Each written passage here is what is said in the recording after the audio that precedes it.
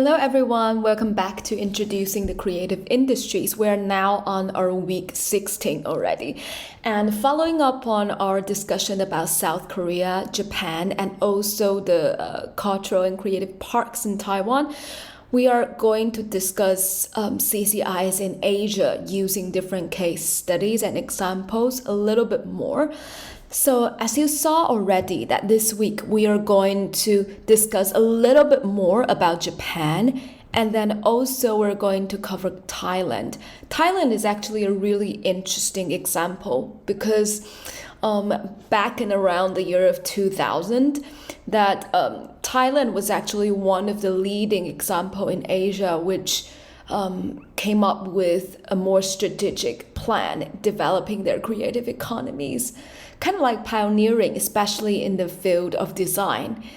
But we also saw a lot of changes after that. And then so actually today we're going to see the rise and the miss and rise and fall in this particular sectors in Thailand. So this will be a very interesting example. And before that, we're going to talk a little bit more about Japan, just also as an example or something that is quite different than the rest of Asia, especially countries with specific policy in relation to the sectors such as Thailand. So I'm hoping that you will be able to get some new ideas from those cases. So I want to briefly just catch up with you on what had been covered last week when we discussed South Korea. That we spoke about Hallyu, Korean wave Hallyu, and we spoke about the role of KOCA since the foundation in 2001. And then we also spoke about CJ Group and entertainment companies and how those conglomerates actually has a very special place in the industries in Korea. And then we also discussed the overall cultural policy and then also how that led to development and also innovation in the sectors. We also talk about K-pop and how that industrialization of the specific type of pop music actually has been embedded in the policy, not just in entertainment sectors, but also in IT sectors for a country that is specifically focused on exports.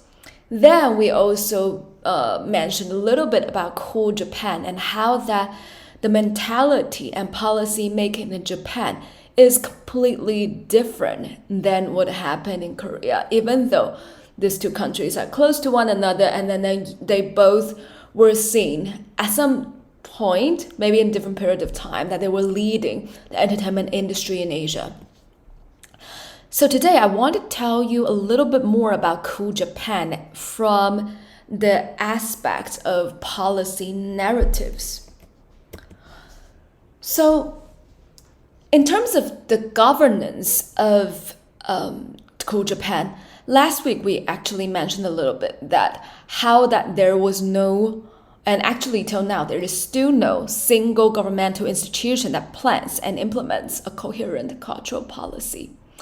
So there are several terms such as Cool Japan, soft power, national branding, content industries, and creative industry have been used without a very specific definitions by the public sectors or the policymakers.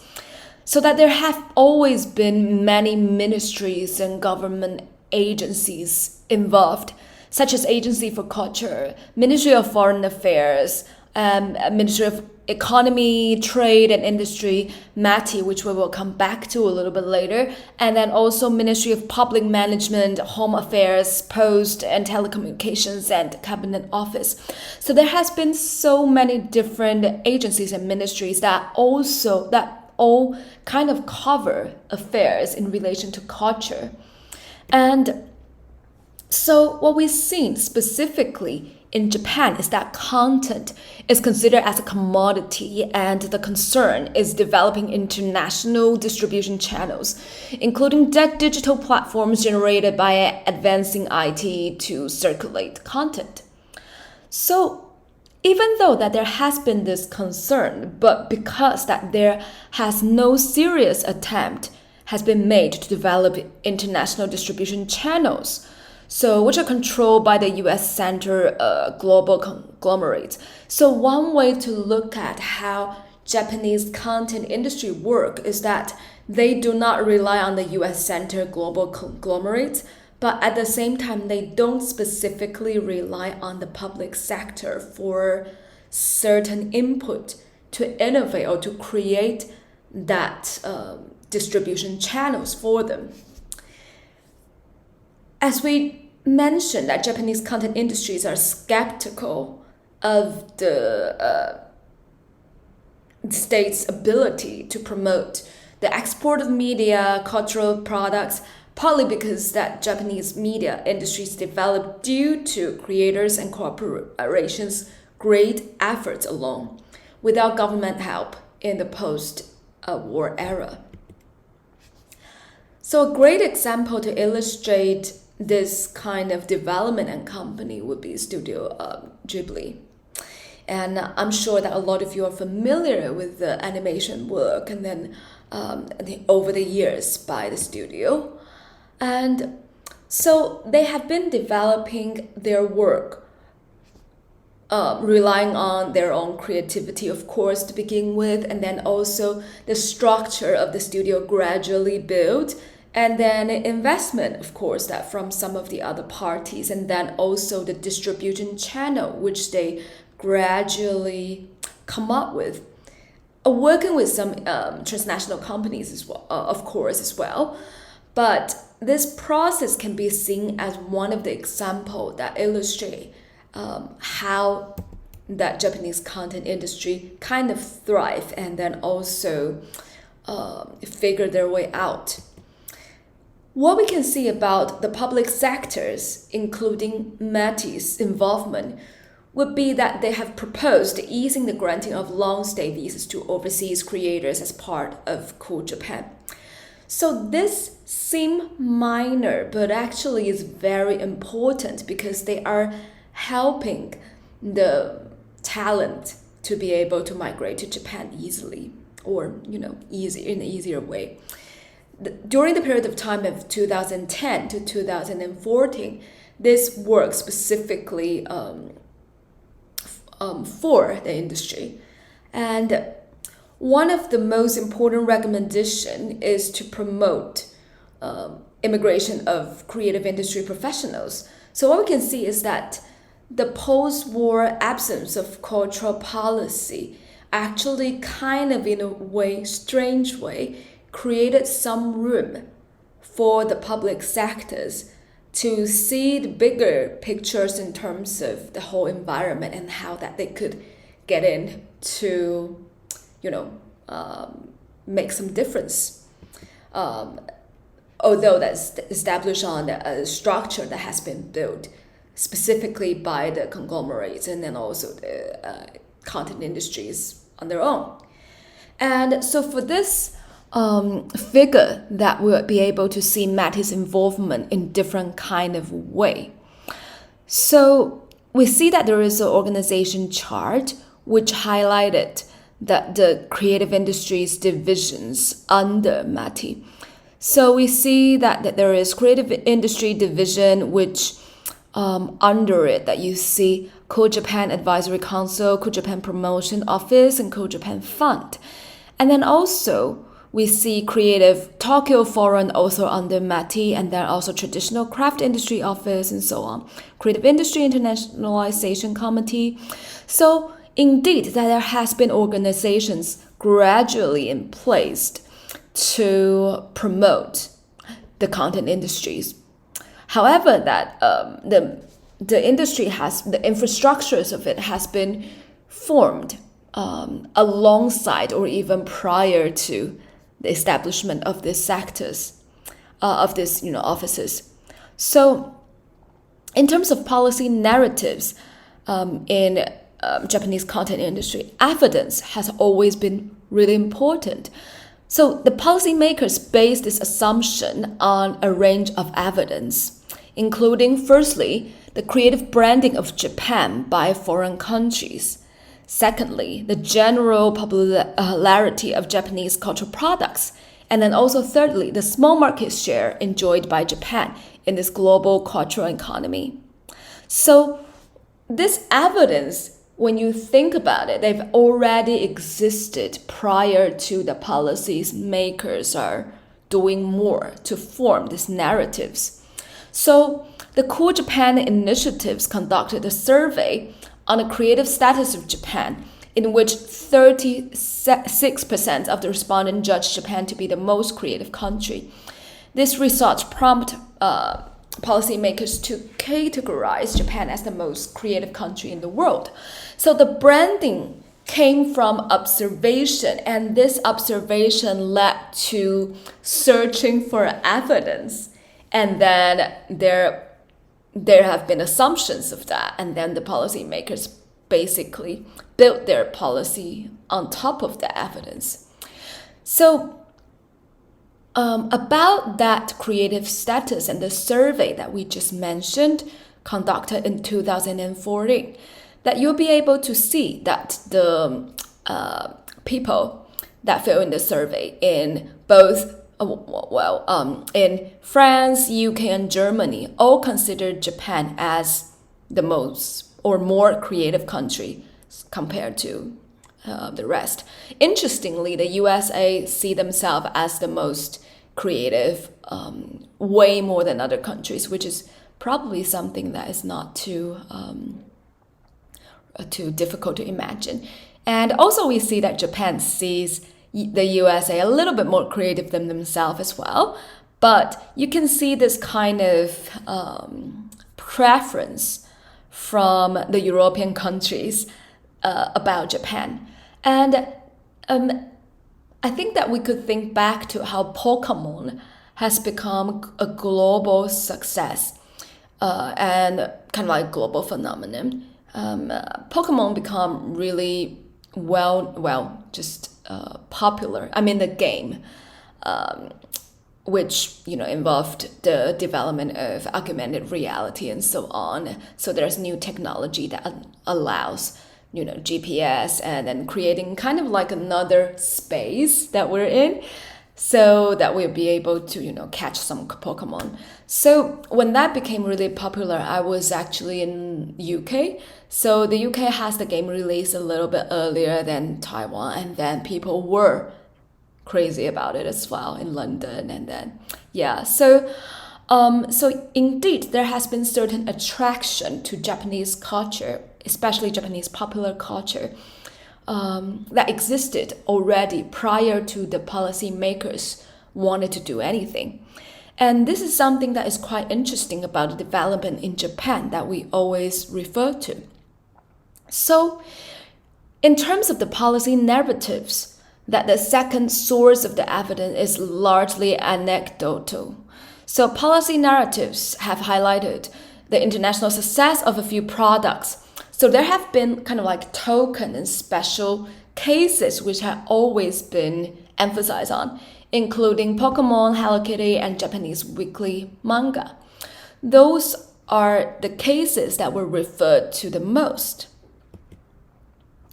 And this kind of anecdotal evidence prompted the American journalist Douglas McGray to coin the phrase gross national cool, which has since influenced the conception of cool Japan and the Japanese outlook on its own popular culture and creative industries. So the policy narratives seek to legitimize the role of creative industries policies on the basis of already existing facts and figures and the current strength of the sectors.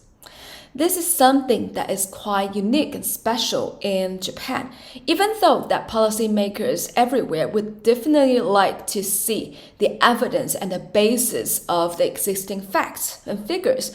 But sometimes it's actually really hard to start from there. Even the UK, that when you think about that, the first report mapping the creative industries, that they sense the need to develop the creative economy first, and then they go back to dig in the existing fact and figures. So indeed, we would say that there's something quite special about the Japanese approach and then the Japanese development. So we have our question time here, but we're actually going to save it to the end of the lecture. But one thing I think I would encourage all of us to think about would be, what can we learn from the development of CCIs in Japan? And so if you have some thoughts, please feel free to take some notes, and then also, just to hold your thoughts, and then we'll come back to the discussion after we talk about Thailand. So now we're moving on to Thailand, and we're going to take a look at how the country and then also its creative industries have the rise and demise.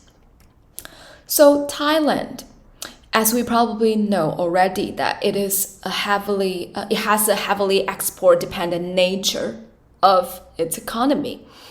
And also back in 1997 and the late 90s, that the country went through the global crisis, the Asian economic crisis.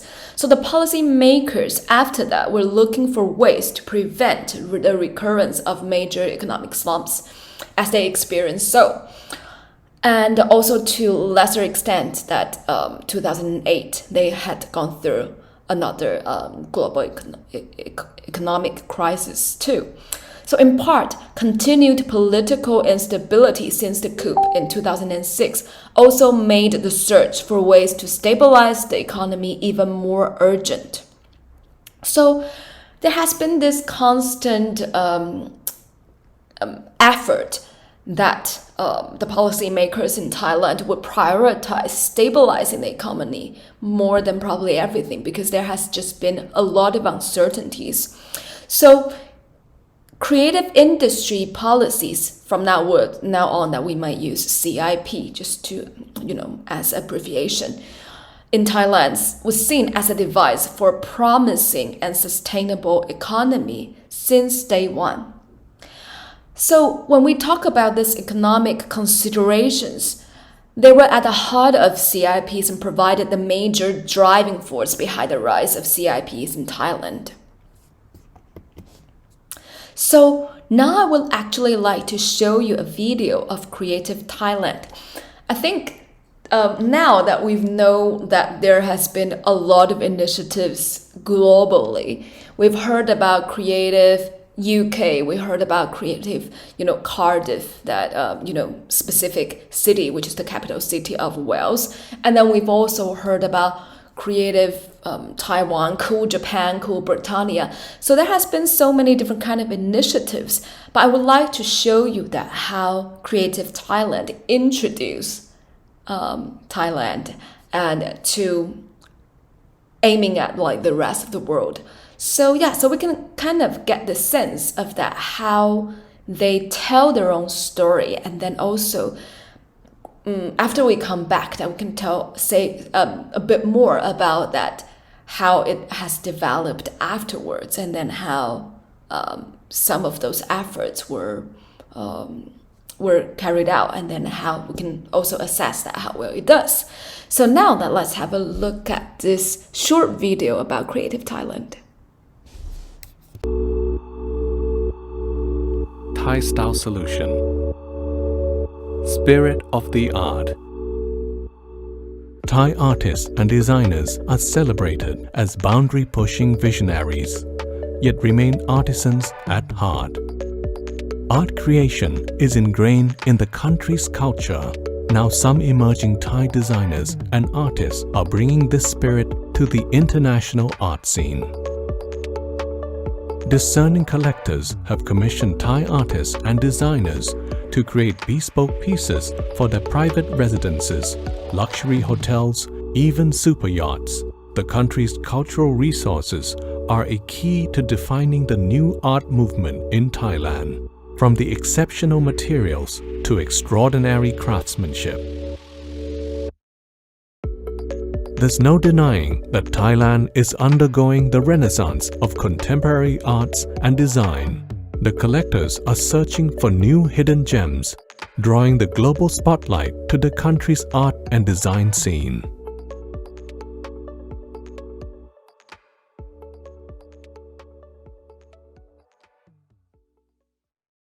So now that we've seen how Creative Thailand presented Thailand's creative industries, now we're going to share a bit more about how that it was, developed and initiated. So from around 2008, both creative industries and creative economy began to feature prominently on the official policy agenda and in official reports and proposals by national policy-making agencies in Thailand. This is actually about the same time as we do in Taiwan. So just to kind of also mention this as a reference. And to raise awareness of and launch projects within selected CI sectors, the Office of the Prime Minister released 11 missions and granted budgets for CI projects and undertook a Creative Thailand campaign in 2010. So the video that you just saw were actually extended from the same campaign. The emphasis of CI in the 11th National Development Plan, drafted under Prime Minister Abhisidh, and it proved a high point in CIP ambitions. The final version of the plan, covering 2012 to 2016, included 15 references to creative economy and 4 to creative industries. So from which that you are able to see that they kind of follow the term in the more like UK, following the footstep of the UK. And so that they're not using terms such as content industry, which people use a bit more in Korea and Japan and so on. So clearly, CI and CE were expected to be the main focus of the national economic development at the time. And when we talk about CI and CE, especially that its relation to policy making, that we always have to talk about classification. And I know you're probably a little bit tired of it already, but by this point this is like a new country as a case study that we're going to discuss. So please bear with me that the proposed classification of Thailand's creative industries at the time, which is around 2008, that it was classified by firstly cultural heritage, which underneath it there are different kind of sectors, including Thai craft, ecotourism, Thai food, traditional Thai medicine, and so on. And another classification would be arts, which include performing arts and visual arts. And also we've got media, which include film and video, printing, broadcasting, and then also music. Then, last but not least, we've got functional creation, which include design, fashion, architecture, advertisement, and software. Among which, the cases that got talked the most about, and then also has really some really interesting campaign, would be Thai food, that including they established a center of Thai food, which allow Thai food to be verified, meaning that the international overseas Thai restaurants could, be verified as more authentic, as like it's more, has more credit. And they have this kind of like central, not just kitchen, but also a center to promote Thai food, which has been something that the policymakers afterwards are seeing as quite successful. Then also, I think what we mentioned the most would be the design. It's design, and then also the craft, Thai craft. We've actually got ecotourism that is developing quite well too, but let's just sort of like leave it for here, and if we've got more time, we'll come back to how they do. But I would like to share with you a bit more about the CIP emphasis under the Abhisidh government. So firstly, that there was the thematic emphasis on intellectual property rights and protection. So as we've mentioned, that the initiative originally came about to ensure that there will be a sustainable economic development. So this is why that the intellectual property rights and its protection have been seen as really, significant and central. So Thailand's new economic model was seen to develop the creative economy and intellectual property rights at the same time. Secondly, another emphasis is that the campaign Creative Thailand. So it emphasizes themes such as creative cities, creative education, and creative labor. The government at the time sought to generate income for local people from value-added traditional products and tourism, especially in creative towns with a long history and culture, by recognizing local talents and their accomplishments, and by providing creative spaces for activities and exhibitions related to creativity. So, we definitely can see this development in cities such as Bangkok as a creative city. And also, thirdly, another CIP emphasis under the government at the time would be that there is an emphasis on the international skills, regional skills, as in Thailand should be the creative hub for Asian creative economy, aiming at Thai leadership role in CE development in the region. So, Prime Minister at the time announced that Thailand would seek to develop the concept of creative Asian. So creative Thailand is no longer enough, that there should be a regional network with member countries to support this vision, creative Asian, in line with Thailand's own CIP. So this and later similar statements were evidence of the recognition that the Asian community not only provided opportunities for the region to grow together, but also challenges owing to growing economic competition among its members. So, as we can see now on the figure, that the Asian member countries include not only Thailand but also Indonesia, Malaysia, Myanmar, Laos, the Philippines, Singapore, Cambodia, and so on, and Vietnam, and Brunei.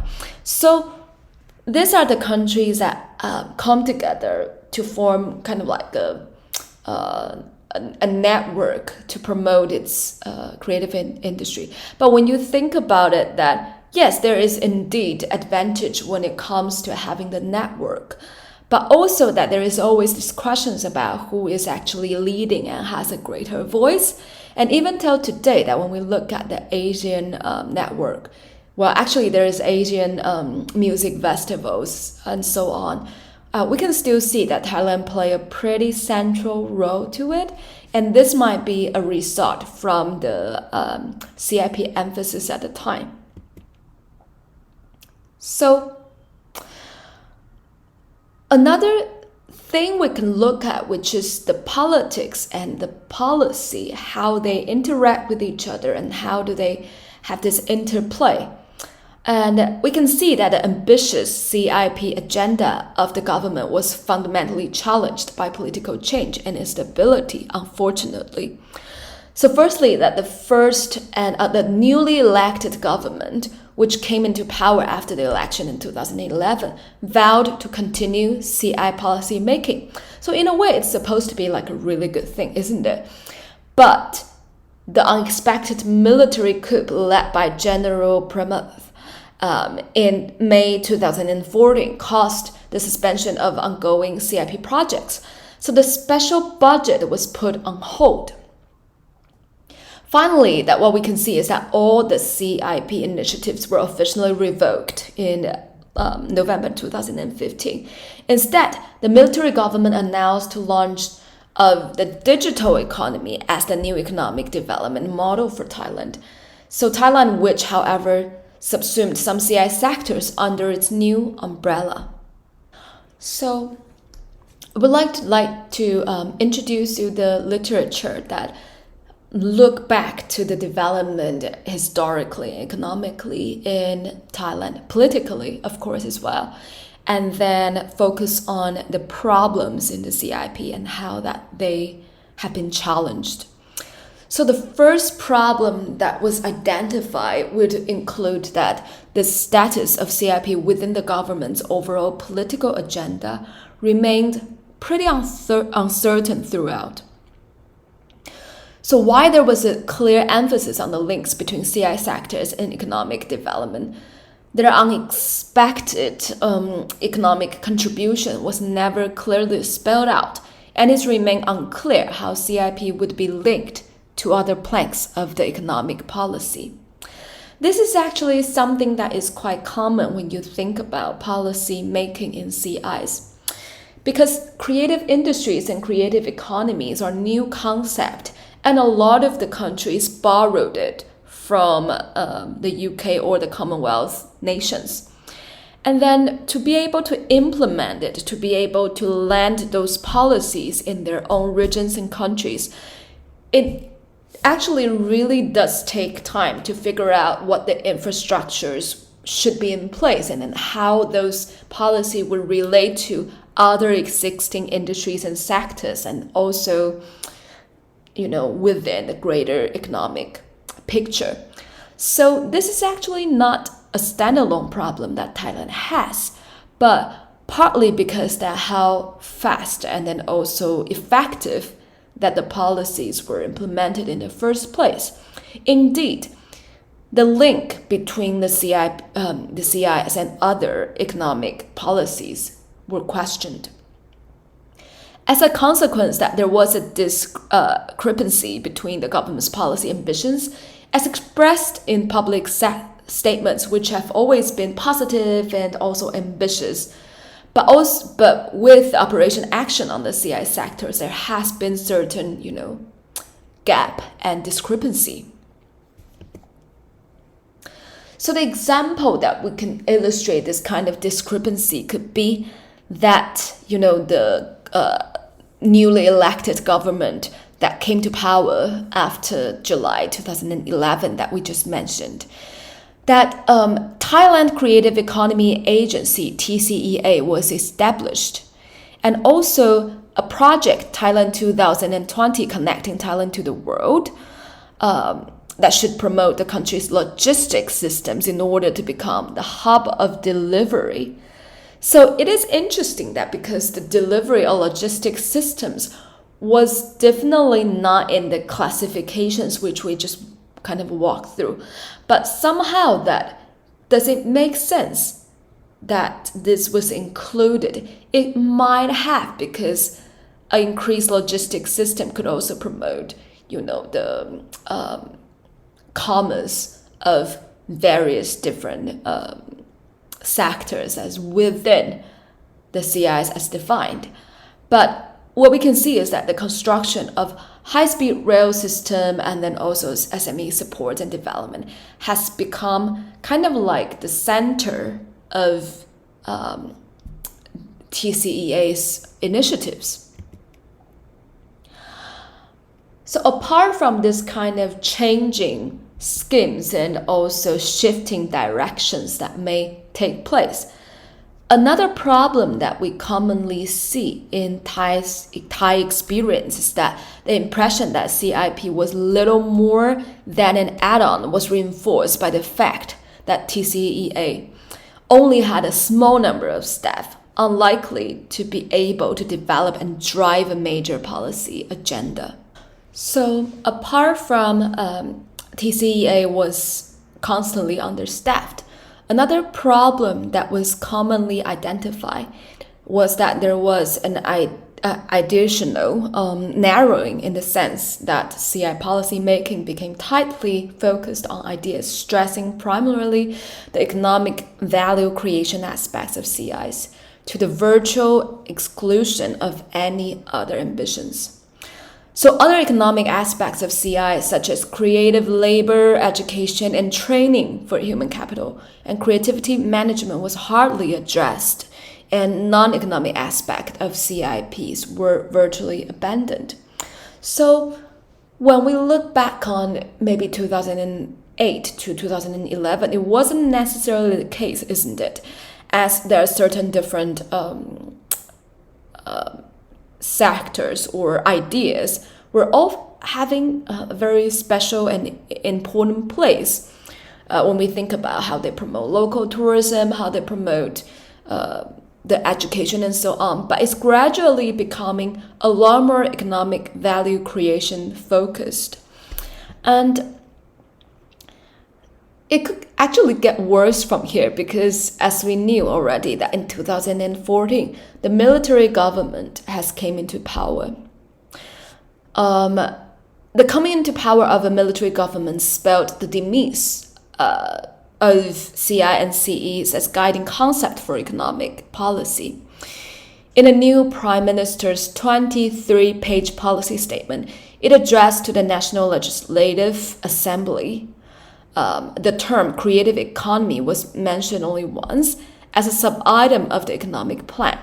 So the emphasis was now on the promotional of agro-industrial and digital economy.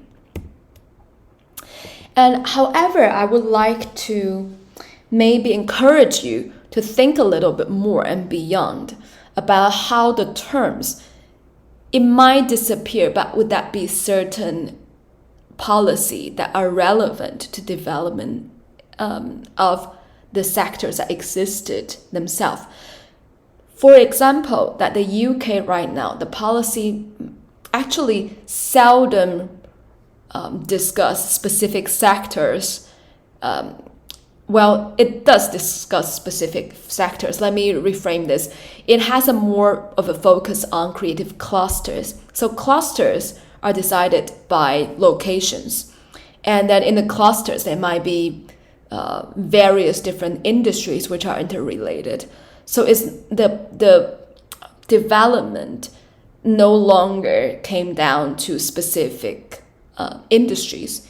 It actually came down to a place, and then also how that R&D, research and development, and innovation could come about from that particular clusters. So indeed, there will be less terms such as specific creative industry being used, while it's replaced by another set of language and framework. But it doesn't mean that there is no policy in place. So that's also something I think I would encourage you to kind of think about, even though we might not have time to cover all of those sectors. But yeah, so after 2014, what we see in Thailand is that there has been a new term and perhaps a new direction, which is the focus on digital economy. So if there are lessons, which there are, to learn from the Thai experiences, it's something that we might see that why there is a search for policy substance, there has been quite a different kind of aspects and narratives between creative industries or creativity in industries. They might mean very, very different things. So this could be a good example, which is the one that we mentioned about the development of high-speed train system, and for the hub of delivery, why that there is creativity and innovations in industries in a wider sense. Does it mean that it's definitely promoting the creative industries directly? It doesn't seem to be the same thing. And then so I think there is room to clarify from a policy-making point of view. And if we take a look at how policy process matters, that what we'll be able to see in the case of Thailand is that there was considerable turmoil, especially in the political institutions in the country, culminating in the effective suspension of a democratic institutions. So this is way more and bigger than, an individual campaign such as Creative Thailand functioning. These are fundamental reasons why it's hard for the institutions to work. So there was not enough continuity at the level of institutions or key political actors to make it likely that innovative policies would be both formulated and implemented. This is something that I think we really do need to think about, which is how governments elections and political turmoils might actually influence those institutions and policy making, even though that might not be the emphasis that when we spoke about Korea or Japan or Taiwan, but still that it's so relevant to the development of it. And we know that policy making in Taiwan in terms of cultural affairs differ so far, that when the government is run by KMT or DPP. So the ruling party does have a power pointing the institutions to certain directions, and the policy making definitely was relevant to the greater political climate. So indeed, this is something that I think I would encourage you to take a look at, think about, that when you analyze a particular creative industry, if you're going to mention that in your final essay. This is really important lesson for us to learn from Thai experience. And also, CIP in Thailand may come to be dominated by political, bureaucratic rather than economic interest. The Thai case provides evidence for a policy process that is centered on political bureaucratic elites, with little systematic interaction with organized interest and civil society. Under these conditions, political power and bureaucratic self-interest may matter more than economic rationales. So this is really difficult because we know that the fundamental principles in Thai's creative industry was that they want to ensure that the economic system is sustainable. But at the same time, that structurally, when it's dominated by political bureaucratic system, there is a difficulty to actually evaluate the economic rationales than if they're being implemented. So the self-interest of this kind of systems differ. So how to ensure that the initiatives were carried out and some of the important matters were fulfilled is indeed a challenge to Thailand. From here, I would also like to encourage you to think about the institutions in Taiwan. As we discussed previously, that we've got Liang Tingyuan, we've got the National Theater, we've got Taika, we've got various different we've got Guo Yihui, Foundation of Arts and Culture, that they all represents different kind of system, which is one arm's length institutions away from the governments, but also that in a way that you can see it as a political bureaucratic institution, and then how we are able to kind of approach this type of institutions. Can we analyze it as a political bureaucratic institution, but can we also evaluate how that is fulfilling the policy narratives and then also the economic interest of the company, of the country? It's something that we will always have to kind of bear in mind while trying to analyze those institutions and also how they do. Last but not least, I think that we're going to have our question time. This is going to be quite broad and big. That's because that's how far that we already come from building the foundation of understanding of CIs and CE, and CCIs, of course. And then we move on to the individual case studies in Asia. So I would like us to think about what can we learn from each of those locations and each of the case studies. So what can we learn from the development of CCIs in Thailand? What can we learn from the development of CCIs in South Korea? And then also what can we learn from the development of CCIs in Japan? Then we can also think about Taiwan, that do we have something in common in terms of our development with Thailand, with South Korea, and with Japan? Is there any similarities, and are there any differences in terms of how we approach CCI as policy makings? Yeah, so I really look forward to knowing what you think. And please feel free to comment, and then hopefully that I will see you very soon.